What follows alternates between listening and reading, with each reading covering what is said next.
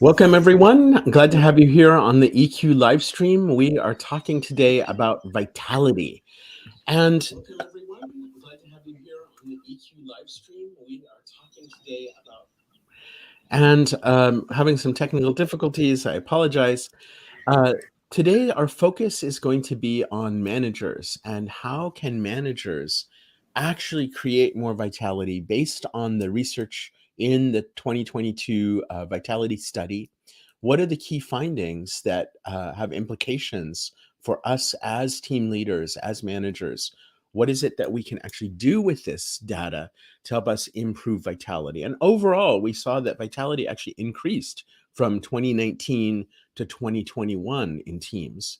And yet we also know there's some challenges with sustainability that we'll talk about. People are facing a lot of burnout, people are facing exhaustion, and the ongoing uncertainty and complexity, the economic uncertainty, the global uncertainty. We're in a state in the world right now where it's very hard to sustain performance and to have people actually working together. And as this increased volatility is here affecting all of our team members, it becomes harder to lead. It's harder to bring people together when there's this sense of crisis and impending doom that's hanging over us. So what do we do with that? And fortunately, today we have a wonderful international panel of leaders and experts. I'd like to introduce you to our panelists now. Panelists, Eric, let's start with you. What's one thing you read in this report that changed your view or helped you understand management in a different way? Well, I mean, there were a lot of things that were particularly resonant, but I would say rather than sort of shifting my thinking, it deepened my confidence that I'm on the right path as a leadership coach and organizational consultant around equity. I've seen the power of leadership and management, and in my mind, they are the multipliers of misery or magic, pain or possibility. And what the report revealed is that that is especially true now, that we need to invest more energy and time in developing and strengthening management skill, competency, and awareness in order to move organizations where they need to go. Daniel, would you like to introduce yourself? Sure. Hello, everyone. My name is Daniel, and I am the research analyst here at 6 Seconds. I think I wanted to echo what Eric was saying. I think that reading this report really deepened some of my feelings and understandings, and particularly the point about celebration and how important that is for sustainability. I thought that was something that really resonated with me.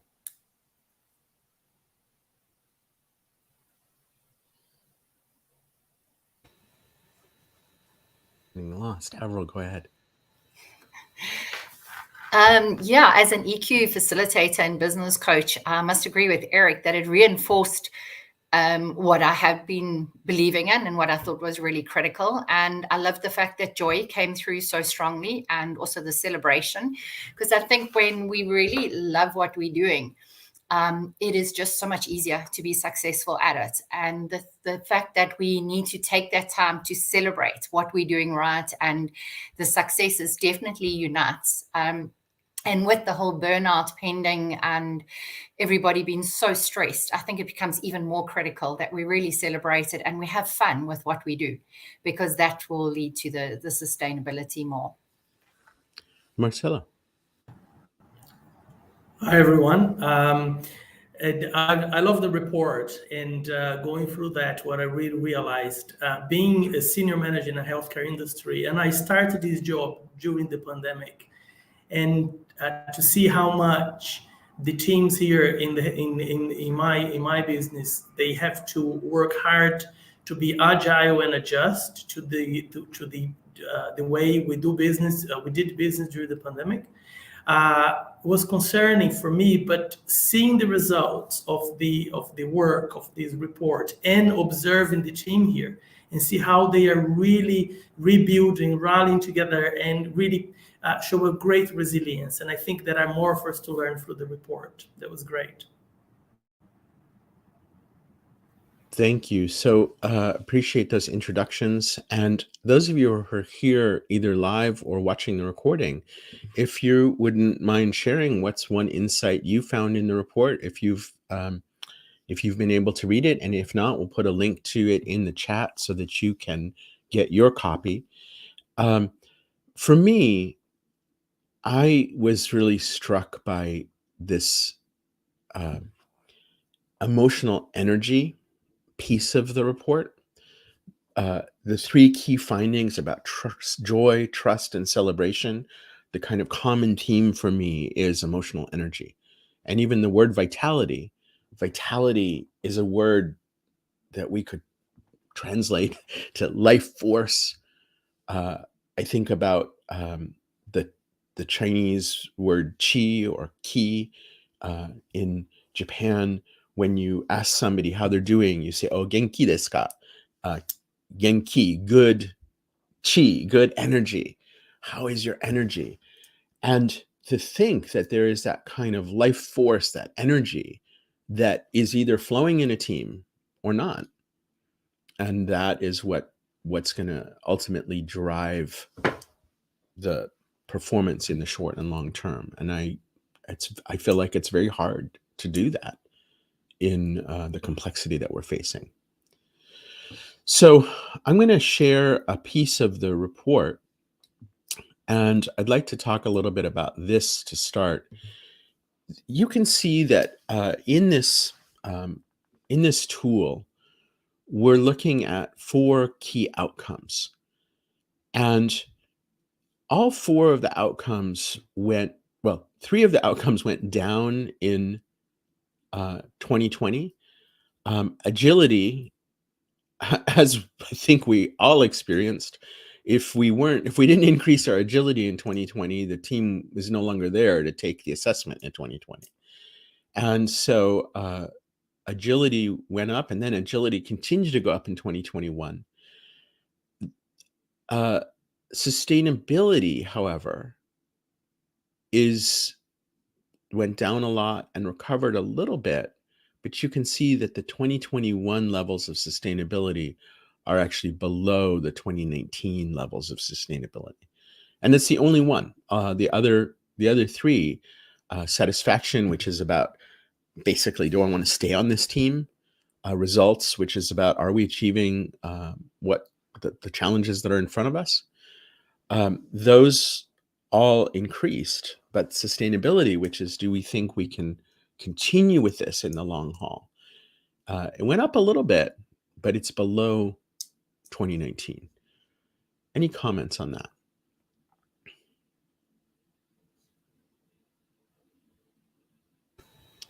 Avril.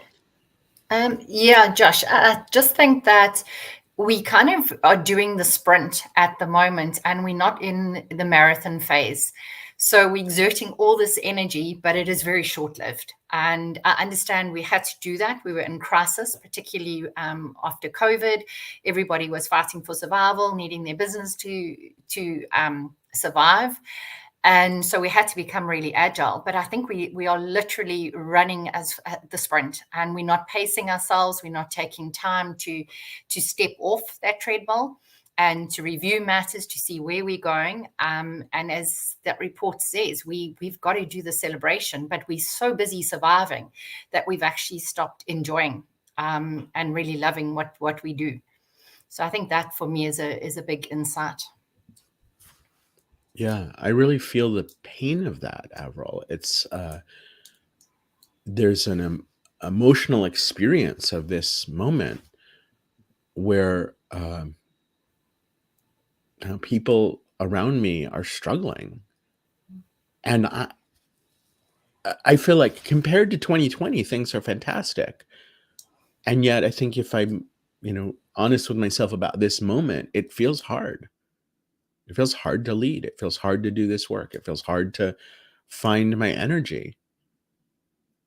And I wonder, little personal coaching here, as a leader, how do I do that pivoting that Avril's talking about, saying, okay, I can't keep going the way I've been going in the last 2 years. And yet I'm trying to survive. How do I kind of make the space to do something different in this moment?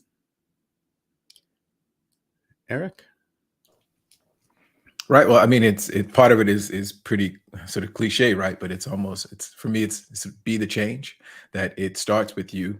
As we said, you know, energy and motion. You set the tone. You set the mood. You drive the culture. So hurt people means that you need to get healthy, get whole. Start with yourself and shifting yourself to be the change or transformation that you want or need for your team. Model that for them. That means working through your own pieces internally, externally, which is easier said than done. So to Avril's point about sprint versus marathon, I also think that we doing that as leaders, we want quick results. The things that we're talking about, the shifts and changes that need to happen, take time. They do not happen overnight, but we still have a mindset of instant gratification or instant and overnight sort of chia pet success. And that's just not how it works. But I also understand where it comes from. Avril said, survival. I wrote, my note was around, we're in survival mode. That's why it's like, you're not thinking much further than today. And when you're in that mode, it also, I think it responds or correlates with a sort of scarcity mindset. That spirit, that energy around loss that you named, Joshua, is like pervasive, loss everywhere in other ways. And so we're fighting not to lose anything else. And in that mode, you just go, how to keep up, not thinking much further ahead. How do we stop and create space for reflection, as you said, joy, celebration for how far we've come, and mindfulness around what do we need and who do we need to become in order to get where we need to go. And that starts again with a leader or a manager, starting and setting that tone around, wow, look how far we've come. Look what we need to celebrate, maybe even what we need to grieve and mourn. Sometimes that is the loss of people, staff. We lost headcount. New people are in. Did we create space to grieve the loss that experience during these changes, and then set a vision? That's something we can get excited for moving forward, right? But also be clear about, let's also stay in the moment. We're in the here and now. Celebrate, grieve, loss, but also look forward a little bit. What do we want to be true? And then what do we need to do? What new skills do we need to develop and learn? What do we need to build in order to get there? But that's a lot, right? I just named a lot of stuff that doesn't happen. It's like, here's our 2-week plan to do this thing. No, there's a stage-wise process. And that's the kind of thinking that we need to hold space for. Who needs to be at the table to have the conversation about those things, to kind of think, okay, what is our strategy or plan? And yeah, that's how I see it sort of playing out. We're not going to achieve all that in 2 weeks. No. It'd be great. Hey, I'm sure it'd be nice.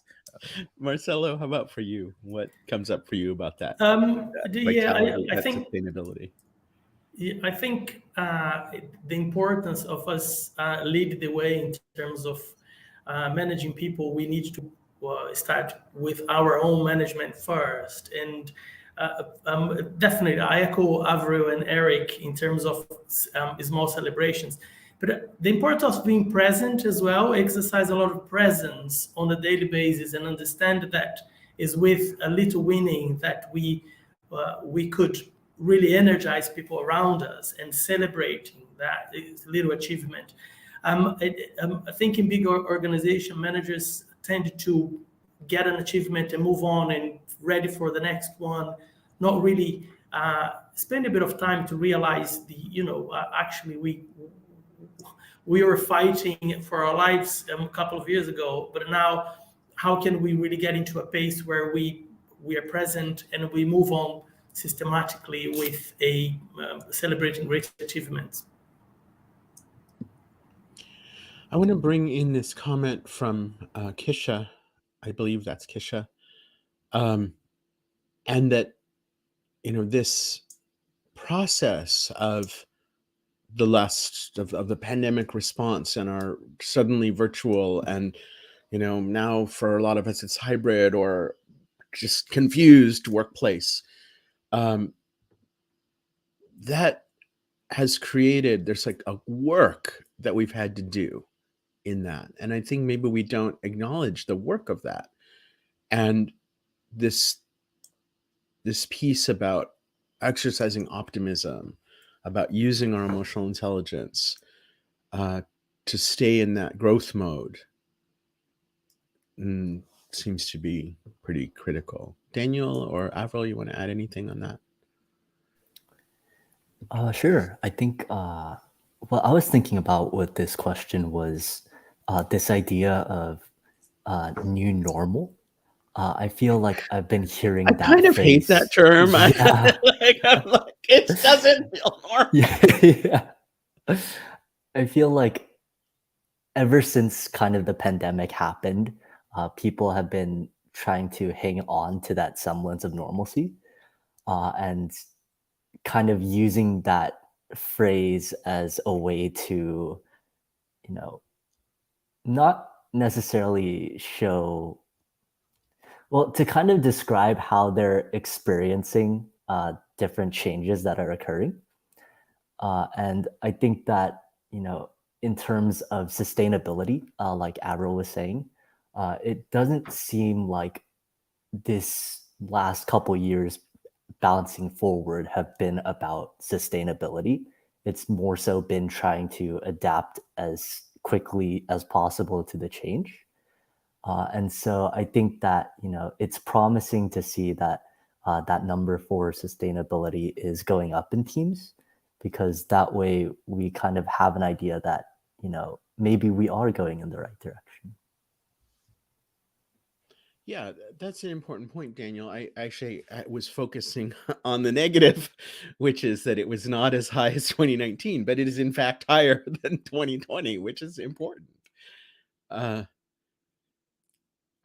think the new normal term, I think what I don't like about it is it's an implication of stasis. And my sense is we're never going to go back. I mean, 2019 wasn't all that calm. But we're not gonna achieve a new equilibrium. I think we're in for a long period of disruption, maybe too gentle a word for it, turbulence. Y'all been on a plane when they were like, the coffee is kind of flying out of the cups, right? There's turbulence where it's like, oh, there's a little bump. We're in the coffee flying out of the cups kind of turbulence. It's not safe to serve coffee right now. Avril? Josh, do you think that we ever going to have this normal? I just think that what we were all comfortable with a long time ago has been challenged continuously. If it hasn't been COVID, it's been a war. If it hasn't been that, there's climate issues. I think we almost need to accept that there isn't just a normal anymore. And luckily, and that's one of the things I think we should be celebrating, is how agile we have proven to be.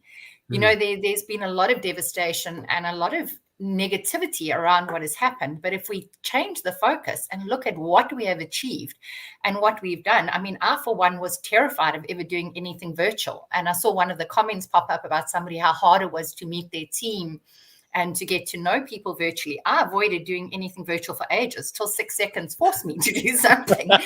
And suddenly I had to get out my comfort zone and find a new normal. And I think that we need to also look at it and say, had none of the occurrences of the past 2 years happened, we wouldn't have found this new brave part of ourselves, and we wouldn't have become more innovative and doing things. And I think it just shows how resilient we actually are and how agile we are. So I think we should actually be celebrating and say, wow, we really are survivors, because we not only survive, but we also flourish. But we mustn't forget, if you take the airplane analogy, is that the first thing you've got to do when we are in turbulent times is when the oxygen masks drop, put it on yourself first before you try and take care of everybody else. And I think that's the one thing we really need to be cognizant of, is that in this whole changing and thriving and surviving and everything else, is to take care of ourselves first. And make sure that we are in it for the long haul. But I think we really should be celebrating and saying, wow, everybody's done a really great job across every nation, everywhere. I think it's been phenomenal, actually. Yeah, and I just want to add to what Avril said, and I think when you look at the process, the learning process, went a little fast, and a little. but also as if everybody went through the same class. So when you talk about wars in different political situations, people live it and experience in different pockets. So all of a sudden, everybody went through the same class and experienced the same thing. So I think the repercussion of social media and what we hear is very similar. So I think we have this amount of information that everybody is exposed at the same time with the same feeling, with the same situation. I think definitely is for us to tap in our back and say we're able to face all that and be very agile in terms of our learning process. I want to come back to this piece about celebration and in the context of also grieving, right? I think one of the things Eric brought up about grieving, I think I'm grieving that sense of stability. I'm grieving the illusion of control. Like I knew it was an illusion, but as a senior leader for 20 years, I would make a plan and we would kind of follow the plan and it would sort of work. And now it's like, well, there's no plan in this moment. I grieve that. And at the same time, what we saw in this data is a very intriguing finding. And Daniel, can you just explain what this statistically, what does this mean? Sure. So essentially what we were looking at was we were conducting ratios to see how the likelihood of being high in one of these pulse points would affect the likelihood of an outcome occurring. And in this instance, we noticed that for celebration, teams that were high in celebration were 25 times more likely to have high success. So in statistics, we don't do causality, right? We don't say this causes this, but we can look at the kind of predictive relationship between these things. And an example of that is smoking and cancer. People say smoking causes cancer, but statistically, we can't say smoking causes cancer. But we can say if you smoke, you're 8 times as likely to get cancer, which is the statistic. And here what we're saying, if you celebrate, you're 25 times as likely to get sustainable success. And that sustainability, I think, is a key part of this. So what do you make of that, folks? Eric, should we start with you? Avril, go. Go, Avril. Please, I Avril, was watching to see you unmuted first. Avril and then Eric. Sorry, Eric. I was just thinking the thing that popped to mind was success breeds success. And I think that's where that celebration comes from. And in having looked from the South African perspective, when Nelson Mandela was in power and we won the Rugby World Cup and everything here, that whole sports success and everything just united the entire nation. I mean, everybody was celebrating together. It was the unifier, and it just led to so much more success and so much more motivation in terms of that. So for me, that celebration is critical. And I just think it's that energy you spoke about earlier, Josh, how that energy, it energizes us, it keeps us going. And it really creates an ongoing energy source as well. So that was just my 5 cents. So Eric, go for it. No, that's beautiful. I mean, I agree. I think there is something expansive about the way that celebration can work, and at the same time, I also see it as the sort of model suggests as deeply dependent on trust and empathy. There is such thing. It's like there's an authenticity to celebration. It is not always this scheduled thing. So thinking about celebration as it relates to a culture of feedback is what came to mind to me, and not feedback. We also think of we generally think of feedback traditionally as critical, right? It's like feedback is this negative. No, feedback is also part of celebration. We want to connect to all of the things that happen. And also it's not one way. So how do we create a culture in which a lot of things, people are just talking about what's working, what's not working, what do we want to see, what's going on? That to me breeds some element of celebration. I just quickly also want to come back to a point that Tom made, because that in the chat that popped in my head as well, as it relates to this concept of sort of normal or the new normal, right? As potentially being the opposite of change. I think for some people, what we're seeing is that the normal and even new normal represent ultimately the status quo. And some of our leaders and managers are actually used to managing in what I would say is sort of black and white. We're living though and leading in the gray. Where before, if you're leading in a way that you understood that 1 + 1 = 2, how do you lead when 1 + 1 = blue? Right? It's a different thing. And if we're not used to sort of the adaptive challenges, not just the problems which have solutions, but the polarities which have multiple truths navigating, then we need to upskill. And I find that so people are like lost in this place of not knowing how to celebrate, because it's like, how do I expand this thing? I'm used to an old model where we have performance evaluations once a year. We do this thing on this date. I don't want to celebrate too much because I don't want people to get the big head. All these ways of operating, throw it out the window, because I think part of what we're seeing with the, what we've seen with the Great Resignation that we've heard a lot about is, man, people don't want to go back to the new normal, the old normal, no normal. There was no celebration. My manager didn't see me. I was not getting joy out of work. All the things that I get out of working from home, you telling me I need to come in and be basically abused now or feel disconnected? I'll pass on that. So that's what I'm saying. Like, normal represents something maybe not as familiar or glowing or great as we might think. It's like, no, let's break that up. Let's create something just new, not a new normal, just new, different, or better.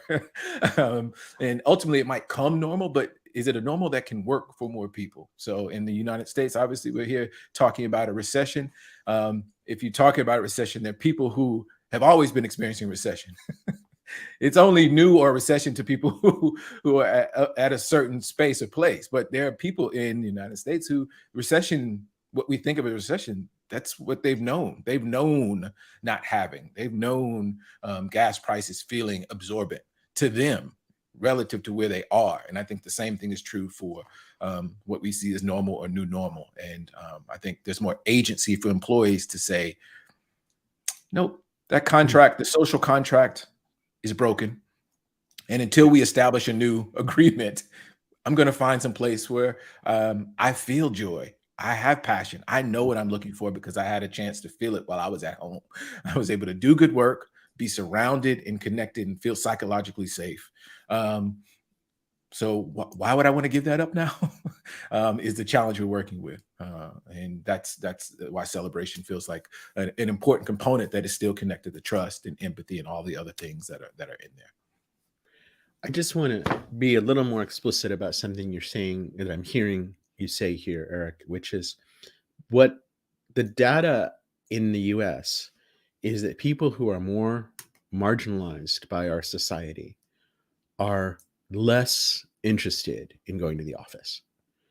And what we're seeing is a connection between race, gender, class, orientation, the biases that exist in our society, which are part of the old normal and the current normal. In a way, there's an opportunity right now for us to say, we're in a process of reinvention. Let's reinvent that. Marcelo, coming back to celebration, if you have a pharmacy manager who says to you, I don't think they would say it quite this way, but dude, things are really hard in my office right now. Like, there's a lot of complexity. There's all this change going on in society, and you guys keep rolling out these new products, and you want us to do things, and my team is tired, and you're telling me to celebrate. Like, How do I do that? What would you say to that pharmacy manager? Interesting, Joshua. We are, I think the culture here in our business is we actually do a lot around celebration, and targets and objectives are challenging, and our industry is challenging, and the healthcare is about, getting people extra, healthier and living well. And sometimes we deal with very tough situations. And we luckily our leadership team here, they are focusing in massive celebrations, and we are very we love celebrating achievements, and we do that in a very structured way, where we not just because we hit sales, but sometimes it's around guest satisfaction and even promotions and achievement in the pharmacies or in corporate. But we know it's challenging, but we are together, and the management is together here with a full scheme of celebration. And when I read the report and see that it's 25 times more likely to sustain long success, it's great, because we are on the right track here. And we have difficult days, we have difficult times, and challenges and business objectives are very challenging. But the leadership team here, they do create a space for celebration, and we're very good, especially here in the office. Is cake nearly every week for celebration here, which doesn't help with our well-being, but we're here eating cakes and celebrating it. And what back to your question, if our team feels tired and they don't have energy to celebrate, it's also allowing time for them to come back to it and see the need of celebrate, because that generates joy, and it's important. It's important that we allow space for people to celebrate. So I put in the chat a little quote from the report, and I think this investing time and focusing on effort. And can we celebrate failures? Can we celebrate what's hard? I know that sounds sort of weird, but what does it look like to celebrate the struggle? I think it's looking at failure as a process of learning, and I think therefore if you turn that into something that you can learn, in a way, is a kind of celebration. It's a way of looking at that, and I don't like to say put a silver lining into the failure, but be very upfront and honest in, look, if it wasn't that failure, we wouldn't be able to do better, or we wouldn't be able to see the results. And I think it's important for us to look at failure not just as a criticism or as Avril said, reframe failure. Yeah, it's part of the learning. It's part of a growth mindset. And what can we celebrate for have gone through that process? And I think it is important. I think some people hear this word celebration, and I mean, the party hat emoji, right? Woo! Okay, everything's great. But everything's not always great. Avril, you were mentioning it's been a year now since the riots near your home. It's hard to celebrate that in the conventional sense of celebration, and yet there's a call. Yeah, I think there's so much to learn from it, and it's actually something that I've always encouraged my clients to do, is to say that when things go wrong, when we have failures, when we have disasters or things happen, is to actually put a light on it, not from the point of view of let's go and hunt the person down who's made the mistake or done something wrong, and then have the whole sort of, the beating up or dealing with it from that point of view. What we need to do is to start looking at mistakes and failures as opportunities to learn and to change. And when we change the focus on mistakes that are made, events that happen, and we look at it as an opportunity to learn. People don't go in that survival mode of, the fear, fight, or flee, because they're looking at it and saying, how can we prevent this happening again? Or if somebody else, if you take something that might happen in a company, let's rather talk about what's gone wrong so that other people learn from it rather than repeat the same mistake. When we start to see that sharing of mistakes, sharing of failures as the opportunity to prevent it, as an opportunity to do things in a better way and to work together as a team, we get a lot more constructive in what we're doing.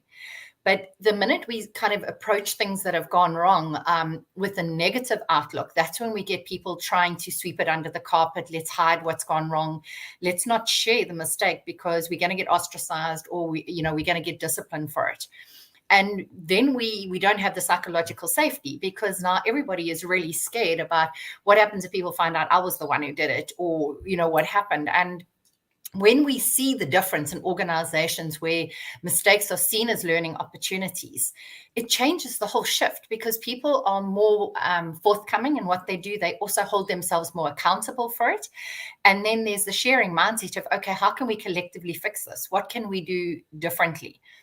And with, everything that we went through with the riots and everything, and we're still trying to rebuild. There are still places that haven't been rebuilt. There are people that don't have their jobs back. There are organizations that are still not functional. But how did we get to that, and how do we prevent that happening again? Because it's no point looking back and saying, oh, it's terrible human behavior, because there's a cause to everything. And how do we start getting it right? And until we start having those conversations and putting an inquiring mind, and I love the emotion of curiosity. When we become curious about what has happened, that's when we really start listening and understanding, instead of being critical. And we spoke about celebration as being feedback. It's feedback, both good and bad, in terms of, what is constructive. There's destructive feedback, but there's also constructive. And I can't grow if I don't know where I'm going wrong as well. And I think we really need to embrace more of a growth mindset and that feeling of curiosity to understand more what's happening around us and within ourselves as well. And then I think we'll start to see real change, because otherwise people are just hiding and hoping to find a scapegoat that they don't have to take accountability. Robin shared this comment in the chat, and we haven't talked about this word shame. But shame and blame go together, right? And when we start moving into blaming, what we're doing is we're asking people to feel shame. That's the meaning of shame, is I deserve this blame. I am wrong. There's something wrong with me. There's something wrong with the way I've done things. And it's not, I made a mistake and I should learn, but there's something wrong with me. It's the kind of the meaning of the word of shame. And it's implicit. There's an implicit connection between shame and blame. And so interesting to think about in the way we communicate with each other when there's something we don't like. Do we say, or do we say, there's something I would like to be better? I think it's very easy when people feel stressed to move into that blame. And when we move into that blame, what we're asking for is we're saying, I want you to feel shame.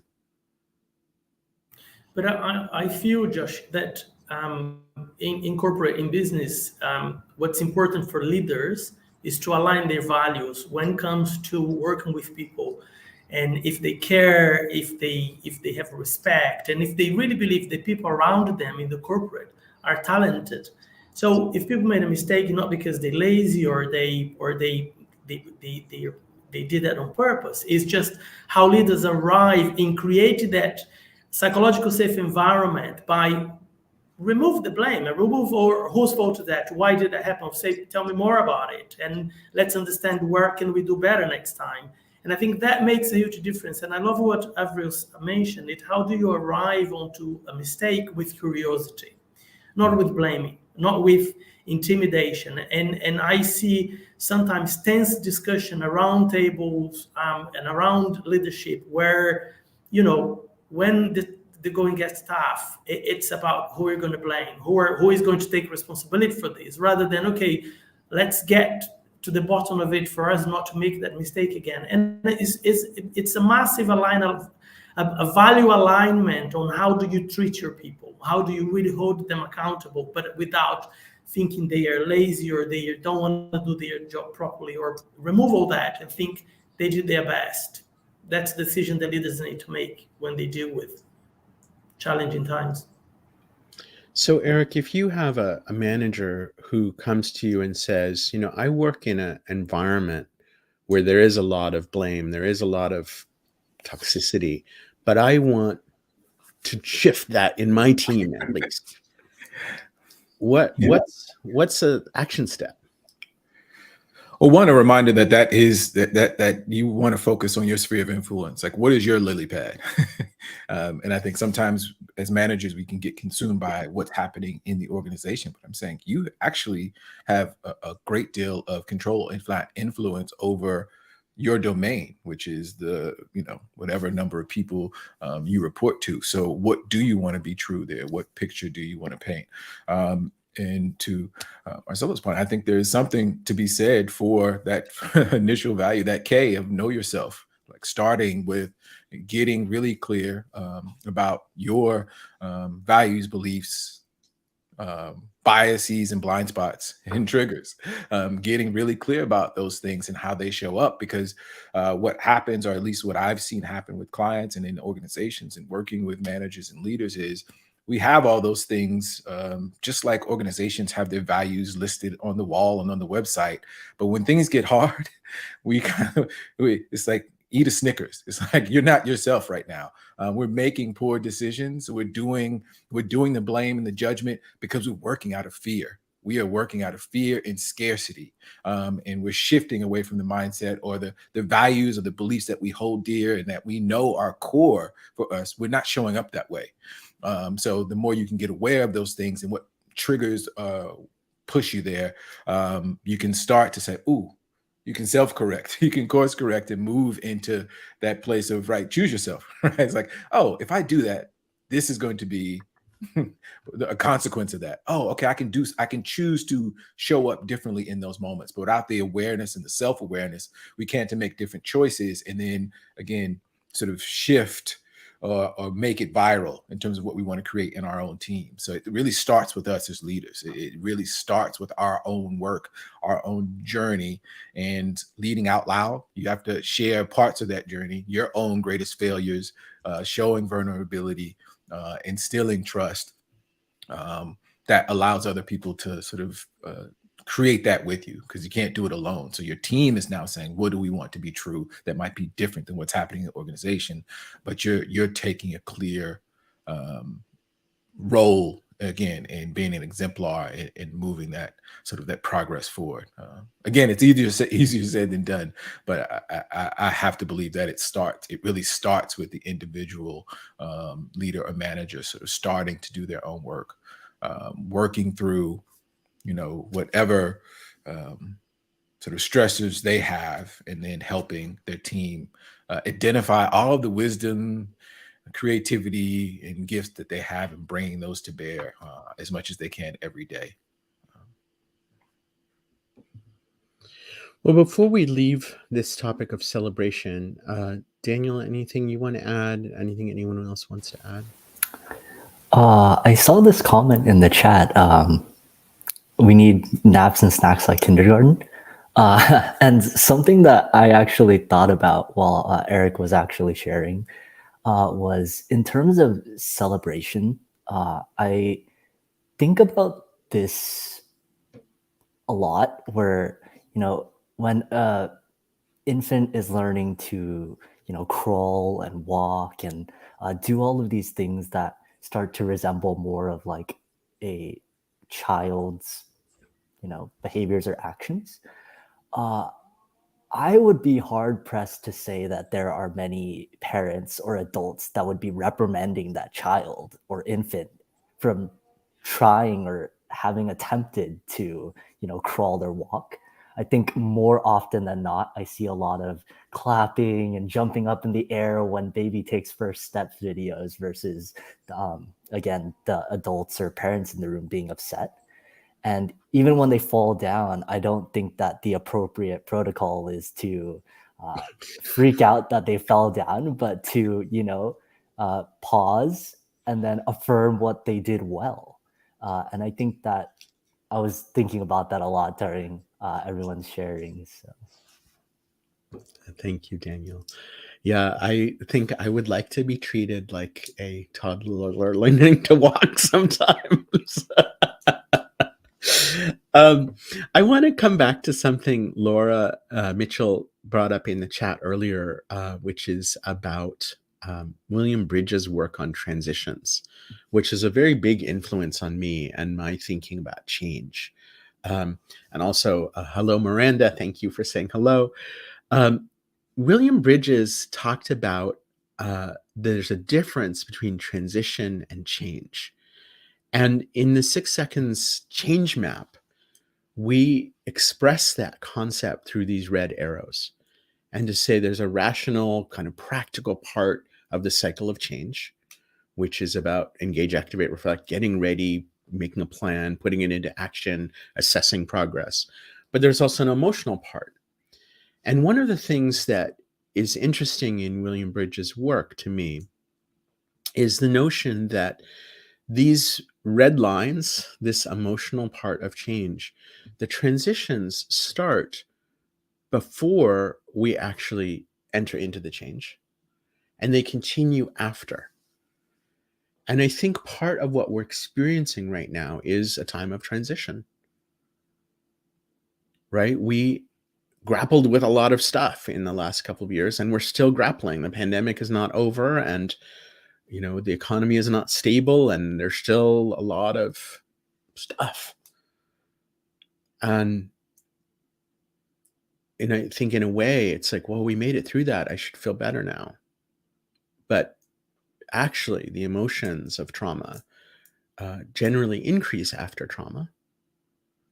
And the emotions of change, the emotions of complexity, they don't go away because we're out of, the emotions of 2020 are not gone because we're out of 2020.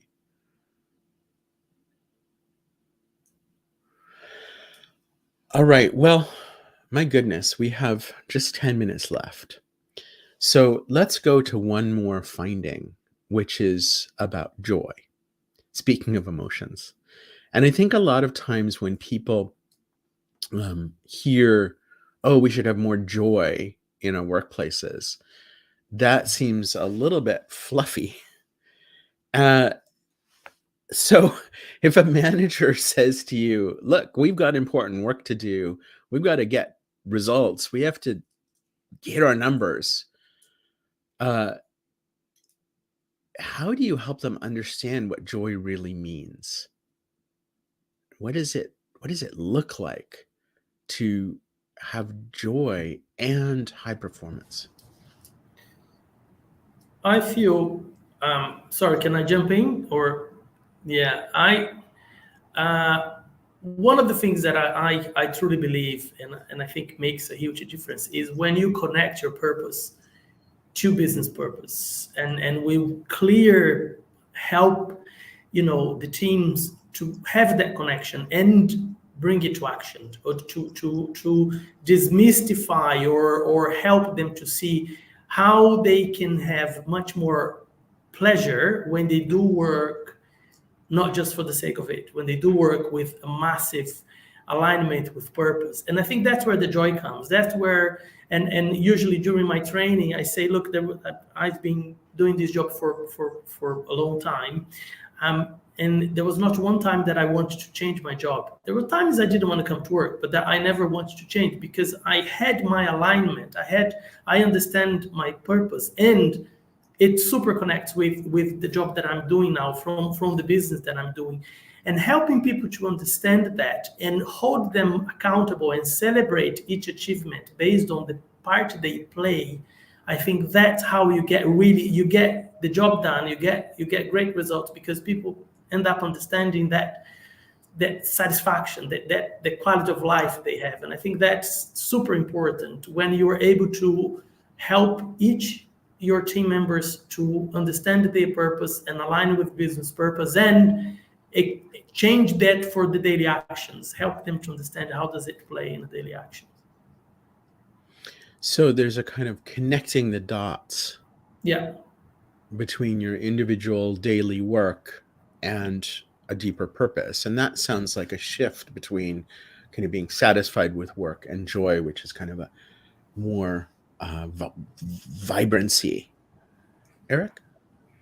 I love that term vibrancy because there is an energy around it. That doesn't mean that it's, as Marcelo said, it's not like every day. It's like, there's some days you still don't want to get, but the overall essence of it is when I wake up, I'm still excited about the journey of what's going to transpire that day. And the day moves really quickly. It's sort of like in the zone or in flow when it's at its best. And that doesn't suggest that it's like that every day, but when you graph it out, it looks like that, or it feels like that. I'm reminded of the work that I believe Adam Grant did that identified sort of 3 things that, regardless of industry or size, everybody wants from work. And they're looking for career, cause, and community, right? And career is connected exactly what Marcelo said. It's like we want to know that we are aligned in the job that we're doing, and it connects to, again, our wisdom, our gifts, our talents and skills are being optimally utilized in that effort. And we have a path forward. Community is just a reminder that we're still social beings. And we want to connect with other people, whether that's with our team, very importantly, with our direct manager and supervisor. All those things contribute, I think, to the experience of joy. If that is alignment there on community as well, that I feel a sense of belonging in my organization and on my team, and a connection with my manager, that contributes and expands and optimizes this element of joy. And lastly, people want cause. They want to know that they're connected to a purpose bigger than, profit. It's like, more so than like, can we make more money for the organization or whatever in a for, like, is our work about something?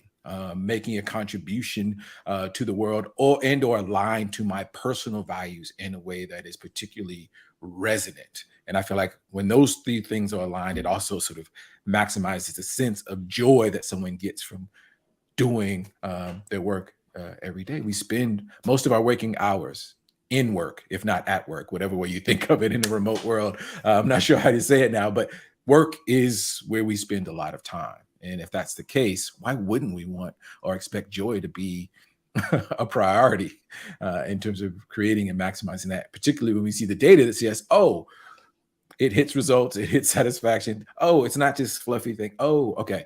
So that's what resonates for me from this.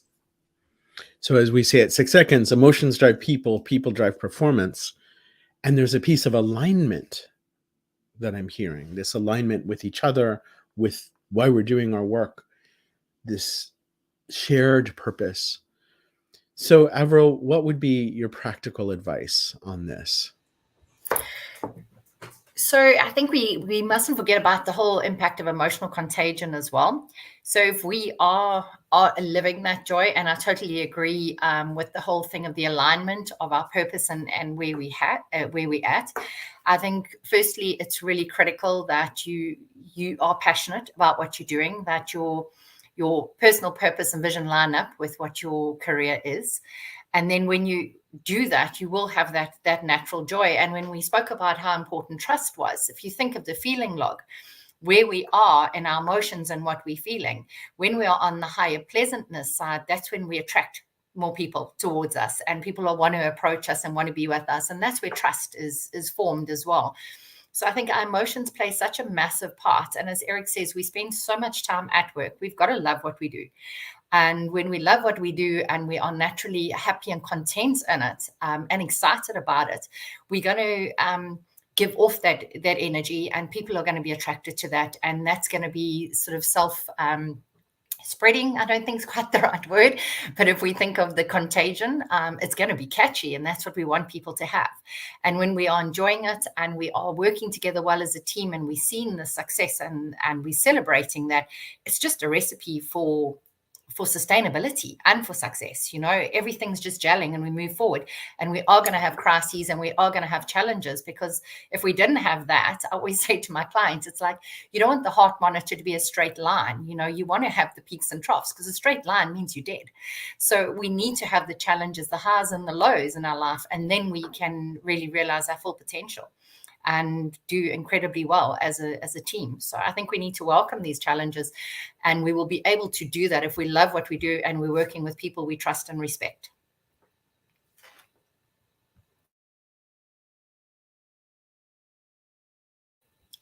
Josh, you muted. I was thinking about early in the pandemic when things felt very, very hard, how much joy I felt in small accomplishments together. I remember we did our first virtual conference on emotional intelligence and artificial intelligence, and it just was amazing to be together. And this sense, like, we had people all over the world joining together to share and connect. And I think there's a piece about this sort of social connectedness that has a profound implication on, are we in this together? Even if it's really painful. I think there's a kind of, joy and pain, I don't know, but there's a kind of uplifting when we face deep waters together. What would you like to add, Daniel, Marcelo, about joy? I think that kind of hearing everyone sharing, it made me think of this quote from the article. It says, companies often conflate and confuse the material markers with human experience. I think a lot of what was being discussed just a moment ago was, in my mind, related to the intrinsic motivation that people feel and experience, and kind of focusing and highlighting that more so than the extrinsic. And I think about, kind of my own personal feelings when it comes to new and shiny things. And as with most new and shiny things, that kind of initial peak of joy tends to fade pretty quickly. And so I think kind of along the lines of what Arrow was saying with the peaks and troughs, I feel like, there has to be kind of that thing that we're looking towards, but it doesn't necessarily always have to be present. I would like to add for leaders that giving that permission to feel joy at workplace and permission to feel joy with their team without feeling embarrassed, without feeling guilty, but accept that joy is part of the success and allow to feel it. And I think be intentional about it. That's very important. Okay, well, we have come to the point in our hour where we're closing, and I would like to ask, what is one takeaway from today for you? So, Avril, would you like to go first? And those of you who are here in the chat, I would love to have your takeaway as well. What's a kind of key? What's your hashtag from today? Or back in the old days when Twitter was short, your tweet. Now it's like, I wrote a thread. It's an entire essay. Yeah, I think stop, pause, take stock, and enjoy. Really enjoy and celebrate what you're doing. But in order to do that, you have to slow down. You've got to step off that treadmill and actually see the view, see what's out there. So my message to leaders is just stop. Take a look around and check in with where you are and where your team are, and just enjoy the moment. As Marcelo says, don't feel guilty to celebrate and to feel joy. It's an awesome thing. Someone mentioned the 6 seconds model earlier, and the blue part is about noticing, and the red part is about stop. And stop not just for what's not working, but also for what is. Kish's hashtag, thank you. Celebrate our failures. And if we could do that, wow, because they're not final, they're a process. Daniel, what's your hashtag? I'll definitely need to think through to boil this down a bit more into a hashtag, but I like the Okay, idea. what's your tweet?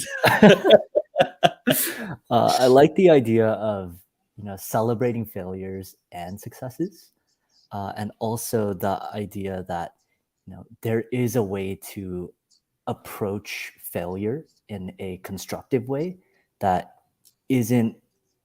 doesn't have blame at the root of it, and isn't intended to have like a purpose of inducing shame. Thank you, Daniel. And Marcelo?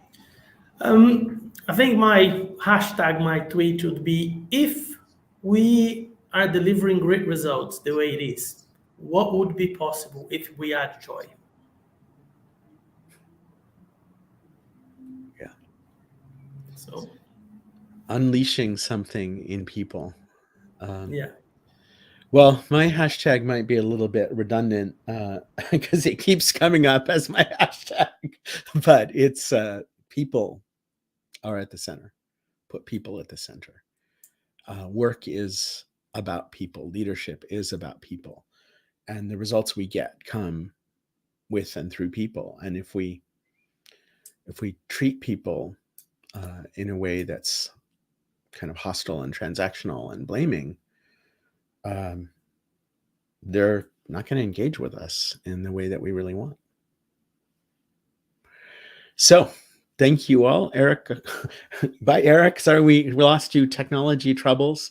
Marcelo, Daniel, Avril, thank you very much. Thanks everybody for watching. Thank you all for being here in the chat. And if you've been watching the recording, please add your hashtag, your comments. We'd love to hear from you and continue the conversation in the discussion. Thanks, everybody.